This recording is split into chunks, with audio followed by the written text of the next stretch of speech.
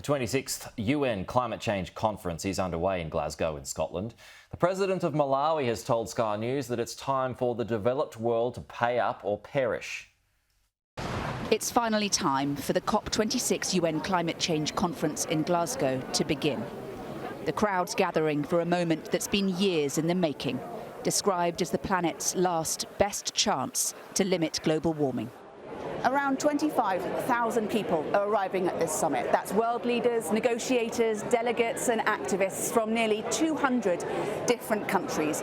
And while there is near total agreement on the scale and the urgency of this crisis, there is still a lot to sort out if this summit is to be a success. Alok Sharma is the president of COP26. With little new progress from big polluters like China and India on phasing out coal and doing more to cut carbon emissions, it's not a fantastic start. Are you worried? Well, look, we've got the World Leaders Summit taking place tomorrow and the day after, and this is an opportunity for them to rise to the occasion, to come forward with those commitments. And at the end of the day, it's world leaders who committed in Paris to limit global temperature rises, and now in Glasgow, they have to deliver.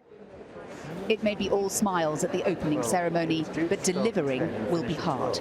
On the list, more ambition to cut harmful emissions, more protection for forests, agreement on global carbon markets, and more money for poorer nations.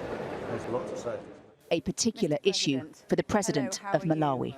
We are at a crossroads, fork in the road. Either we pay up or we perish. And if we are thinking for some reason one segment will perish, another will be saved, we are deluding ourselves because we are facing this existential problem together. The overarching aim of the summit is to keep 1.5 degrees of warming within reach.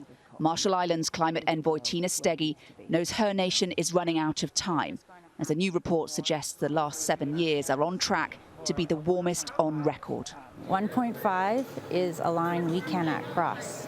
On the other side of 1.5 is really an unimaginable future for my nation. On this side of 1.5, it's painful, it's challenging. We're looking at flooding that's already happening. We're looking at more disease outbreaks. We're looking at water coming up through the ground. Those are the things that we see now. They're just going to happen more and more intensely. As Glasgow gets underway, most gathered here agree. This must be a decisive moment. The future of the planet depends on it. Hannah Thomas-Peter, Sky News.